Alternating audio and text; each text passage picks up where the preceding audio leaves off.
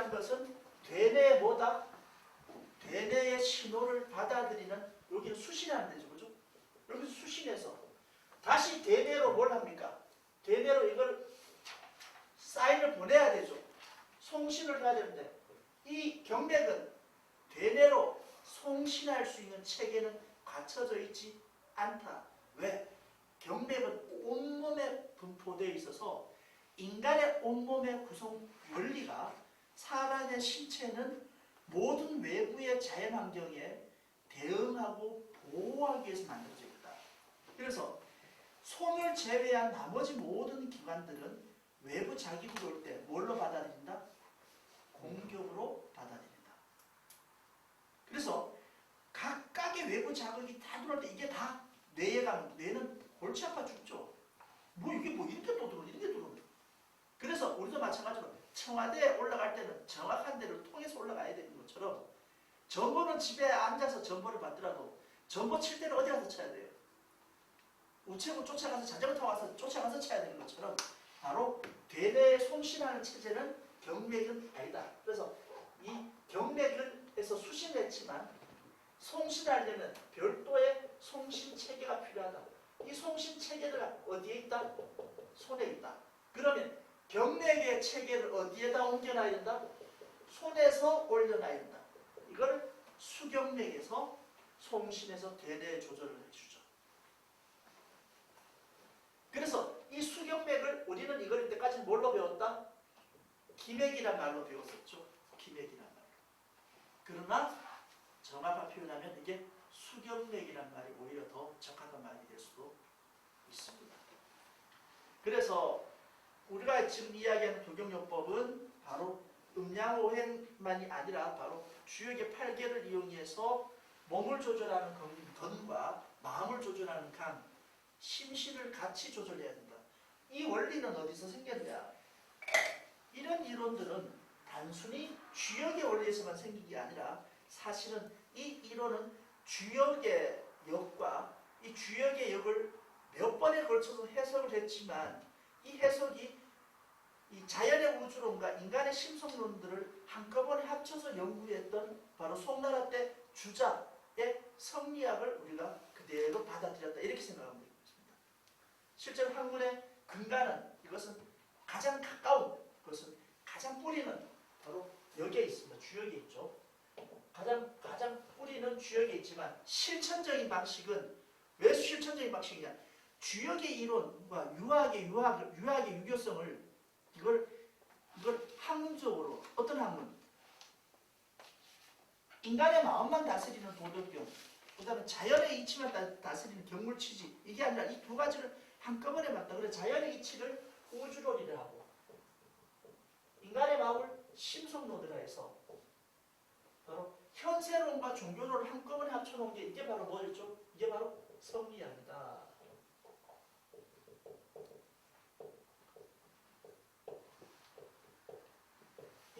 여기를 이 성리학의 우주론과 심성론을 바탕으로 이 내용이 풀려나갑니다.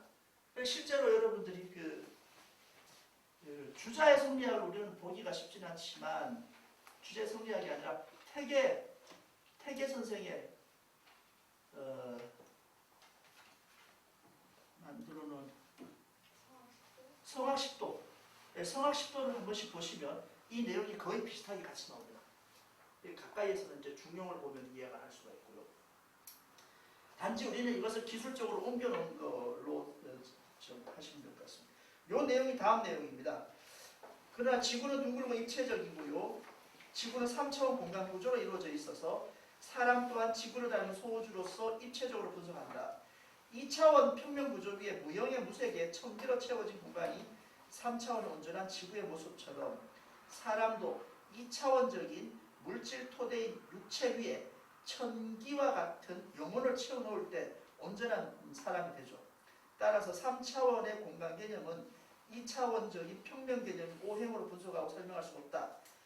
이런 개념은 사상에서 다시 세분화된 8개 개념으로 설명할 수밖에 없는데 눈에 보이고 만져지는 물질적 육체의 개념은 오행으로 설명할 수 있지만 마음과 정신, 영혼의 개념은 3차원 8개를 통해서만 해석할 수 있다. 그 다음 그 밑에는 같은 내용이고요. 8개의 8개상은 하늘을 뜻하는 검과 땅을 뜻하는 권 사이에 두고 변화되는 생명 3요소인 공기, 온기, 물기의 흐름을 육기로 표현한 것인데 이는 사람의 육체에 불어넣은 영혼과 같은 개념으로 마음과 정신을 몸과 함께 이해하는 데 활용되어야 한다. 맥은 단순히 심장이 뛰는 박동만을 보는 것이 아니라 맥은 대뇌의 메시지다. 대뇌로 흘러가는 좌우 각 두 개의 동맥, 즉 추골동맥과 충경동맥의 박동 차이를 통해 마치 모스 부호와 같은 메시지를 전달하는 것이다. 이 메시지가 전달되는 경로가 경맥이고 정확한 진단을 위해서는 대뇌 메시지를 잘 보아야 하고 모스 부호와 같은 메시지를 보는 방법이 맥진법이고 그 행위가 진맥이다. 맥을 이해하기 위해서 바로 2차원적인 평면의 물질 개념인 오행만으로는 부족하고 8개의 3차원적인 공간 개념을 이해해야 한다. 그래서 그 밑에 보면 이제 두경요법이 차원이 다른 거다라는 내용이 방금 말씀드린 내용과 대동소이한 그 밑에 다음 밑에 그 중간 대목 한번 보겠습니다. 영혼과 같은 마음은 하늘을 닮은 기운으로서 형태를 갖추지 못해도 시공간에 제약이 없다. 한없이 어린 마음을 늙을 때까지 지닐 수 있고 과거에서부터 미래까지 어디든 생각하고 상상할 수 있다. 방 안에 앉아서 이래 볼 수도 있고 달나라도 별나라도 갈 수 있다. 흔히 늙어가는 자기 몸을 보고 마음도 함께 늙어가는 사람들을 볼 수 있다. 늙어가는 몸은 이거는 늙어가는 몸에 속은 거죠. 마음은 늙지 않는다. 속지 마시라. 몸과 마음은 어디에서 조절하느냐? 당연히 대뇌에서 조절하는데 대뇌의 메시지가 맥을 통해 전달될 때 중요한 곳을 거치게 했는데 그것을 목이라 하죠. 넘기겠습니다. 목 좋은 곳을 선택하는데요. 국어사전에 목은 이야기할 때 다른 곳으로 빠져나갈 수 없는 중요한 통로의 좁은 곳을 목이라 합니다. 사람도 마찬가지로 목이 중요한 곳이 세 곳이 있죠. 손목, 발목, 우리 목 세 개다. 그래서 육체적인 몸의 기능을 조절하는 것이 손목과 발목이고 영혼의 마음과 정신을 조절하는 것이 목이다. 가슴과 머리를 연결하는 통로로서 따뜻한 감성과 차가운 지성의 연결 부위가 목이죠. 이 두경요법은 대뇌 메시지를 머리에서부터 온몸에 전달할 때 가장 중요한 길목인 머리와 목을 거치게 되는데 이곳의 상응부인 중지에서 침을 통해 조절하는 치료법이다. 치료법이 두경요법이죠. 그래서 머리 두자 목경자를 써서 두경요법이다. 이렇게 이름을 짓게 된 것입니다. 예, 넘어가겠습니다. 다음 페이지요. 같은 내용입니다. 같은 내용이고요. 그 다음 10페이지, 요 앞에는 뭐 같은 지금 제가 설명드린 내용입니다. 이제 읽어보시면 이건 이해를 하실 수가. 잠깐만요. 이건 오늘 처음 보는 분도 있죠. 엄선이 아주 푸른 표정이 오늘 처음 보시는 것 같아요. 저거는 뭐 얼굴에 거짓말 꾸밈이 없어서 깜짝 납니다. 진짜 만나보네요. 조일생 오늘 처음인가요? 아니 이거 열심히 보신 거죠? 아, 책 껍데기는 많이 봤나요? 예, 태극과 대대 이렇게 되는데요. 아, 지금 이 밑에 이 그림이 있지 않습니까? 그림이 있는데 요거 여러분 요거는 좀 외울 수 있으면 좀 이해를 할 수 있으면 좋죠. 이 개와 개상이라고 이야기하지 않습니까? 이게 좀 하기에는 좀 어려워서 적당한 시간에 주역의 내용을 여러분 조금은 좀 공부를 좀 하시면 한번 해드리겠습니다. 제가 뭐 다행히 코로나 때문에 아주 좋은 시간을 좀 많이 가졌습니다. 뭐 중용 연구도 나름대로 모처럼 충분히 해보고요. 주역도 나름대로 매우 깊게 한번 들어가서 보기도 하고 그래서 여러분 그 최소한 이까지 공부를 하러 왔으니까 뭘 아셔야 되냐면 주역의 전개를 여러분들이 전부 좀 최소한 좀 볼 수가 있고 전개를 여러분 점을 좀 볼 수 있고 그 점을 가지고 해석 정도는 좀 할 수 있어야 된다. 그래서 점을 볼 때도 좀 점도 어떻게 봐야 되죠? 점도 사람은 가만히 있는 게 아니잖아요. 사람한테는 과거가 미래가 있나요 없나요? 과거가 있나요 없나요? 미래 과거는 없어요. 대신에 내가 갈 길과 다가올 길은 있습니다. 그걸 미래라고 굳이 이야기를 하지 않죠. 닥쳐야 되는 거니까. 그래서 현재하고 다가올 거, 그래서 이걸 어떻게 바뀌어야 되냐가 중요한데, 이때까지 점이라면 그냥 막연하게 점 나오면 끝이야. 팔자 타령하고 끝났는데, 그게 주역은 원래 뜻은 그런 게 아니죠. 바꾸라는 거니까. 그래서 점괘를 보고 본괘를 보면서 그 본괘가 변화되는 지게 나아가는 길, 나아가는 괴상까지 그걸 보는 건 한번 좀 해봐야 될 것 같습니다. 좀 알만할 때 내가 이거 8개 그림이라도 알아야지 이걸 이야기하지. 이것도 그림도 그리지도 못하는데 이걸 64계상 있죠, 그죠? 풍산 저도 쭉 이렇게 지천태부터 64계에 한번 쭉 외울 수 있으면 좋죠. 이렇게 쭉 그냥 외울 수 있으면 좋은데 그거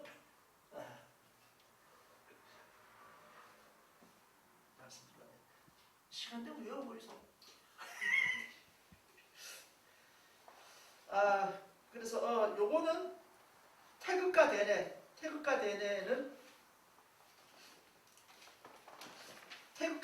그 다음에 맥과 대내, 요 부분은 지금 말씀드린 부분과 거의 일맥상통합니다. 요거는 그냥 넘어가도 될 것 같고요.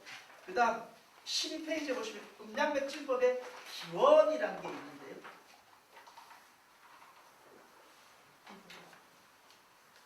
그럼 이러한 주장을 누가 하느냐 이거죠. 이 주장이 그럼 과연 어디서 생겼느냐.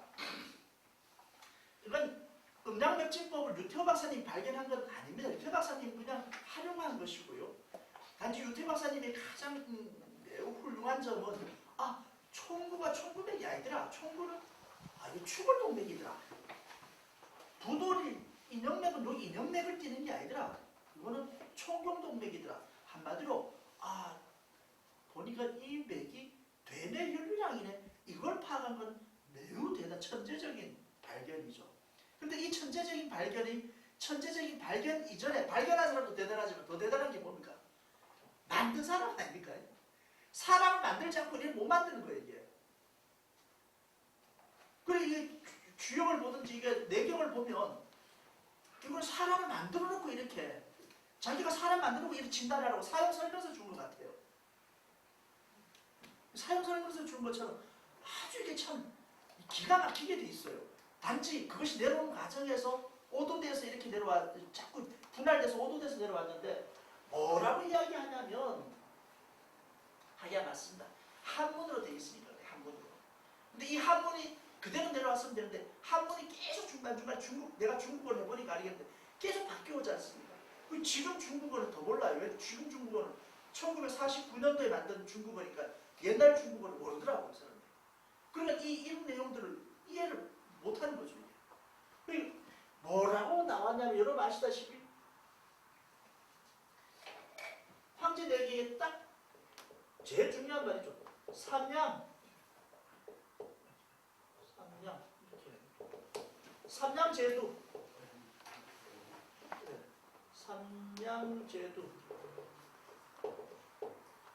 삼운제수 이게 그냥 하나라는 거예요. 머리 세 개의 양은 머리에 있고 세 개의 음은 손에 있는데 이게 하나다 하면서 더한 게 머리는 뭐를 머리라고 하느냐 하면 두비 머리를 걸었을 때 머리를 인형이라고 그러고 손을 일컬을 때 기구라 해라. 이랬죠. 그래서 인형과 기구라는 이런 말을 썼어요. 인형과 기구. 그러니까 그 인형이라는 걸 보니까 지금 오늘날 이거를 기구는 총구라는 걸 알겠는데 인형은 보니까 목에 인형이 있긴 있더라. 근데 인형을 보니까 위치상을 보면 여기에 이제 유태 박사님의 좀 아쉬운 점이 나와요.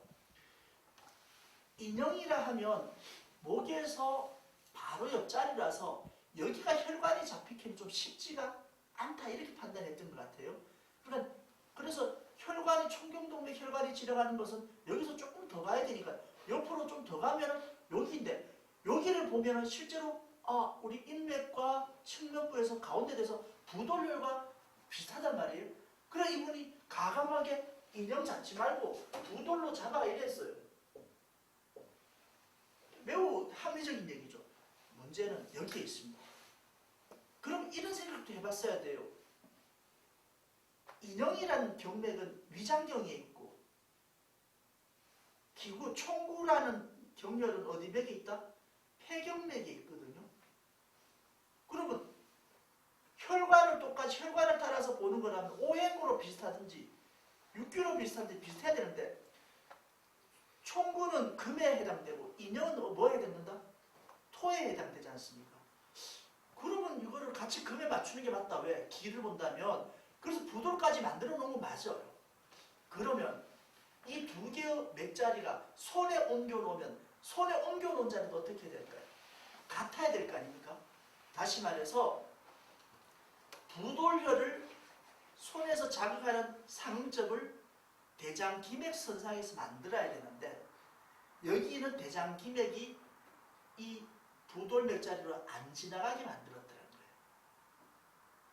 그래서 경맥을 손에다가 수경맥으로 옮길 때 유태 박사님께서 중시하지 못했다. 아니면 옮기는 방법을 몰랐다 할 수 있습니다. 어디까지는 되느냐?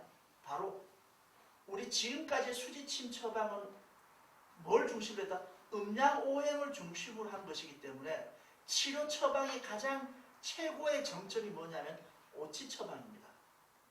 그래서 오치 처방은 어디를 이용하느냐? 오수혈을 이용하면 되거든요. 그러면 기맥 자극과 오수혈 자극은 사지와 오지에서만 정확한 위치가 있으면 되고 그럼 이 자리 외에 나머지 자리들은 대부분 뭡니까? 우리 수지침에서는 사실은 기맥과 상관없이 뭘 보는 거다? 상점 보는 거예요. 상점은 앞통점을 자극해서 찾으면 되니까 굳이 기맥을 똑바로 그리거나 찾을 필요가 없었던 거죠.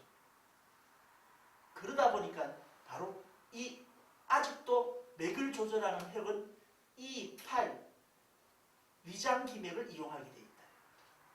그럼 이 8번 위장기맥을 이용하면 어떤 문제가 생기느냐?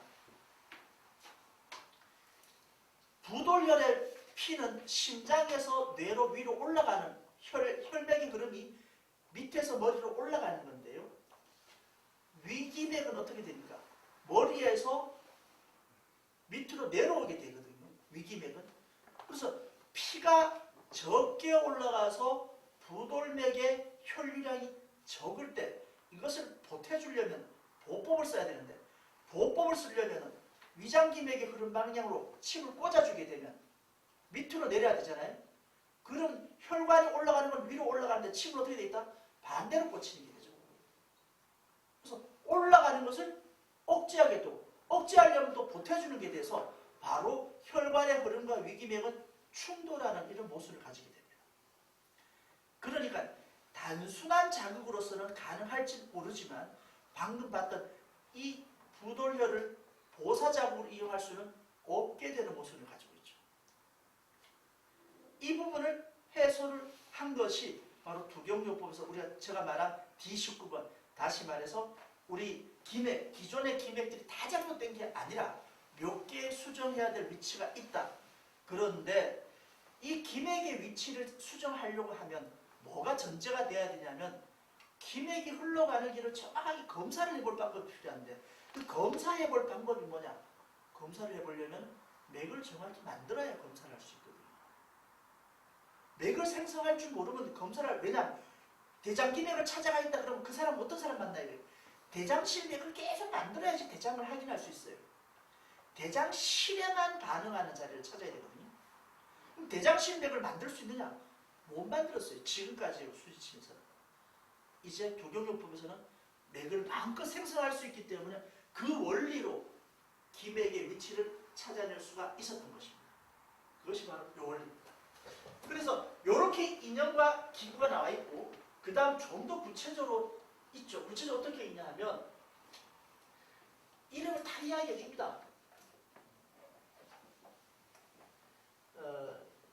총구 일성, 병제, 거름, 일성 이조, 병제, 수거름. 이렇게 하면서 일성, 이성, 삼성, 그리고 사성 이렇게 나와요. 총구 일성일 때는 거름병이 있고, 일성이면서 뭐 할 때? 조맥일 때는 수거름에 있다. 이렇게 하고, 사성 이상일 때는 뭘 한다? 사성 이상, 차대, 차산. 맥이 4배, 여기 말하는 4배라고 이야기할 수는 없죠. 사성이라고 이야기합시다. 맥이 사성 이상이면서 차대, 차산. 점점 커지고 점점 빨라지는 맥은 이거는 사맥이다. 죽는 맥이다. 그래서 이걸 뭐라 하냐면 음이 넘치는 것이라서 음이 넘치는 거다. 일음이고 이걸 가지고 내관이라 한다. 반대로 부돌이 사성 이상이면서 차대 차삭이면 이것도 죽는 맥이다. 이걸 가지고 일양, 양이 넘친다. 이걸 가지고 외격이라 한다. 그래서 총구가 사성 이상이든 부돌이 사성 이상이든 둘 다 사성 이상일 때는 이 두 개를 합쳐서 관격지맥이다. 내관과 외격이 합쳐지면 관격지맥이다 해서 이거는 못 고친다 이렇게 하는 거예요. 그런데 저기서 이제 저 얘기를 기존의 수지침에서는 어떻게 유태호 박사님 이야기하셨냐. 일단 첫째 수지침에서는 거름, 소음, 태음, 소양, 태양, 양명 이 개념이 없어요. 그러니까 맥은 육기를 통해서 만들어지고 개발됐음에도 불구하고 육기에 대한 개념이 없기 때문에 지금 현재의 수지침 요법에서는 음양맥진을 연구할 수가 없도록 되어 있습니다. 명칭이 없으니까. 굉장한 모순이었었죠. 할 수가 없어요. 뿐만 아니라 두 번째는 일성, 이성, 삼성이고 사성 이상인 걸 차대 차상이라 했는데 유태호 박사님은 일성, 이성, 삼성을 뭘로 봤느냐? 저거는 수학적 배수로 본 거예요. 한 배가 더 뛰고 두 배가 더 뛰고 세 배가 더 뛰면 대장신이다. 네 배 더 뛰는 거 다 대장신이다. 5배, 6배, 7배 뛰어도 대장신이다. 그러면서 성대 차이가 많이 날수록 병은 중증이다. 이렇게 해서 7성, 8성 됐을 때는 비싼 기구를 쓰면 조절된다. 4성 정도는 침으로 되는데 5성, 6성은 안 되니까 팔찌를 차야 되고 7성, 8성은 안 되니까 서암수를 먹어야 되고 이렇게 이야기해요. 그래서 이 중증 난도를 7성, 8성 배수로 이야기하는데 정확하게 다시 말씀드리면 맥상에서 4성, 5성, 6성은 없어요. 여기서 1성, 2성, 3성이라는 것은 수학적 배수를 말하는 게 아니라 아까 표현하자면 1호선, 2호선, 3호선이라는 개념입니다. 저기 4성이라는 것은 뭐냐면 사람의 생명체에서 흘러갈 수 있는 에너지의 수단이 뭐다? 그 수단 루틴을 벗어났다는 거예요. 만약에 수학적 배성이라면 배대라면 1성은 뭐가 돼야 되죠? 1대1이면 평인지맥이 돼야 돼요. 1성도 병이라는 거잖아요. 그래서 여기에 사성이라는 것은 원래 사람이 살아있는 생명체 에너지가 돌아갈 수 있는 것은 1호선, 2호선, 3호선을 중심으로 돌아가는데 이 선을 벗어나면 에너지가 이탈하는 것이죠. 그러면 사람이 치료할 수 있는 맥이 넘어섰다는 거예요. 통제를 벗어난 이런 얘기가 된다는 거죠. 그러면 여기에 또 이 원리, 이 내용에서도 우리가 힌트를 잡아야 된다. 뭘 잡을 수 있냐? 바로 총구 일성일 때 고름이다. 근데 일성임에서 조라는 말이 있어요. 조. 이 조일 때 뭐다? 수다, 수. 손이 하나 더 있어요. 야, 이게 무슨 말이야? 가만히 있을 때는 그냥 한 배로 흘러가는 1호선을 탈 때는 그냥 병이 걸음에 있는데, 그럼 걸음에 있다. 한 배가 아니고 한 배이면서도 시끄러울 때는 어떠냐? 거칠 때는 손해 가더라. 그러면 거칠지 않다는 말은 뭐냐? 거칠지 않다는 말은 보통이다 이 말이죠. 그 다음에 조가 없을 때는 뭐냐? 조가 없을 때는 보통이다. 그럼 수가 아닐 때는 뭐냐? 수의 반대말은 뭘까요? 조. 수의 반대말은 종일 수도 있고 아닐 수도 있어요. 수의 반대말은 종일 수도 있고 아닐 수도 있는데 굳이 조할 때만 시끄러울 때만 수라고 했다는 얘기는 뭐다? 한마디로 일반적이다. 일반적인 것은 우리가 일반적인 것은 생략하거든요. 글을 쓰거나 말을 할 때 일반적인 현상은 무조건 생략합니다. 수라는 썼다는 말은 일반적이지 않을 때 팔로 간다는 얘기고 일반적이라는 얘기는 뭐 팔 외에 다른 데 간다는 얘기잖아요. 팔 외에 다른 데를 간다는 얘기는 바로 밑으로 간다. 밑으로 간다는 얘기는 결국 중력을 받는다. 살아있는 사람이 땅에서 걸어다니면 무조건 중력을 받기 때문에 중력을 받을 때는 무조건 그때는 어떻게 한다? 모든 병이 팔 외에 밑으로 내려간다는 거죠. 그러면 이 반대라는 얘기는 뭐죠? 중력을 거스른다는 얘기가 뭐다? 중력을 거스르려니까 어떻게 되죠? 혈관의 압력이 세지고 높아지고 그러다 보니까 당연히 어떻게 된다? 날카로워지고 시끄러워지는 거죠. 혈관의 소리가. 그럴 때 병이 어디에 모인다? 팔에 모인다. 다시 말해서 팔에 병이 있으면 이 팔의 병을 회복하기 위해서 결국 심장의 압력은 어떻게 된다? 중력을 거슬러서 높아져야 된다. 그래서 여기에 수라는 말을 넣어준 게 아닌가. 그래서 저걸 통해서 맥에 이걸 굳이 또 유태 박사님 굳이 또 평맥이라고 여기 평맥이란 말을 굳이 붙였어요. 이 오히려 그 평맥이란 말을 굳이 붙이니까 더 혼돈이 되는 거예요. 평맥을 구분해야 되고 조맥을 구분해야 되니까 혼돈이 되는 거죠. 우리는 뭐만 구분하면 돼요? 자연스러운 거냐? 부자연스러운 거냐? 이것만 판단하면 되죠. 오히려 이게 편한 것이지 원래 이렇게는 안 된다어요. 그러니까 예품들이 진리를 이야기할 때는 혼돈하거나 복잡하게 절대 만들어 놓지 않았다는 거죠. 사람 몸의 에너지를 갈등 절대 그렇게 만들어 놓았어요. 안전한 지하철일수록 서로가 충돌하지 않도록 만들어 놓는 거예요. 잘된 행성일수록 궤도가 같이 어울리지 않게 돼 있죠. 바로 이런 궤도를 이야기합니다. 이 내용이 여러분 그 13페이지 여기까지 나온 내용입니다. 한번 잠깐만 중간에 한번 보겠습니다. 황제내경에서 제시된 삼량제두, 삼음제수 소위 일야에서 언급된 삼음과 삼량은 천기, 즉 육기의 개념으로서 거름, 소음, 태음, 소양, 태양, 양명을 말하고 현재 사용되는 수지침의 음양의진법은 육기의 개념이 미비하다. 단지 1, 2, 3성, 4성, 5성 등 12장구, 실증장구만 구분하는데 더욱 이 처방법에 있어서 오행의 이론을 중심으로 적용시킨다. 음양맥진법은 육기의 개념에서 발생했고 오행 중심의 학문으로는 맥진을 이해할 수도 적용시킬 수도 없다. 오행 개념을 통해서 심포와 삼초는 형태가 없는 가상의 장기라고 해서 심장, 소장과 동일하게 화에 적용시켰는데 심장의 군화와 심포의 상하는 지극히 그 성격과 내용이 다르죠. 음양맥진법의 원리를 이렇게 이해해서는 안 되고 따라서 두경요법을 통해 오행과 육기를 완전히 구분하고 원리를 밝히는데 이를 통해 12경맥의 유주와 생명 3요소의 원리를 밝히고 전인적인 심신합의의 치료법으로 두경요법의 원리를 밝히는 바이다. 성대 차이 또한 총구맥과 부돌맥의 혈류량의 굵기와 강도, 주관적 감각을 통한 조맥과 평맥을 구분에 의한다고 말하는데 혈관의 굵기는 총경동맥이 당연히 요골동맥보다 굵다. 굵기를 비교한다면 절대 요골동맥인 총구맥이 총경동맥인 부돌맥보다 굵을 수가 없다. 뿐만 아니라 모호한 조맥과 평맥의 구분은 객관적인 진단을 할 수가 없게 되어 있습니다. 예, 다시 한번 정리하면요. 음양맥진과 보사처럼 아무리 봐도 거의 다 굵기라고 나옵니다. 혈관의 굵기라고 나와요. 굵기는 우리 일반인들 보통 일반인의 굵기는 총경동맥의 굵기는 6에서 7mm 그리고 8mm 요 정도 됩니다. 이 요골동맥, 총구맥은 아무리 굵어도 2mm, 3mm를 넘어가지 않습니다. 그럼 굵기를 비교한다 그러면 모든 사람 뭐 양측밖에 될 수가 없죠.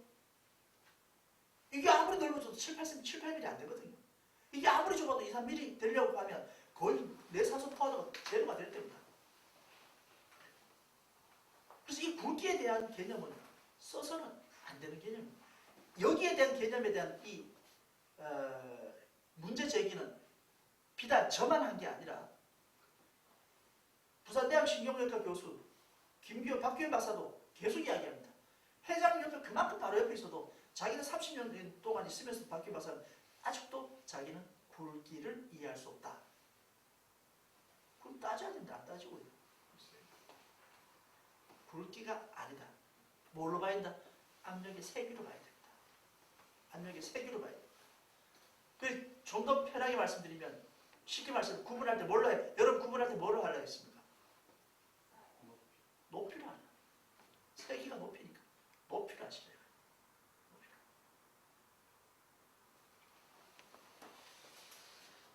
오늘 기원에 대한 내용까지 웃거지만 일단 하고 말아야 되겠네요. 좀 아시는 내용인데요.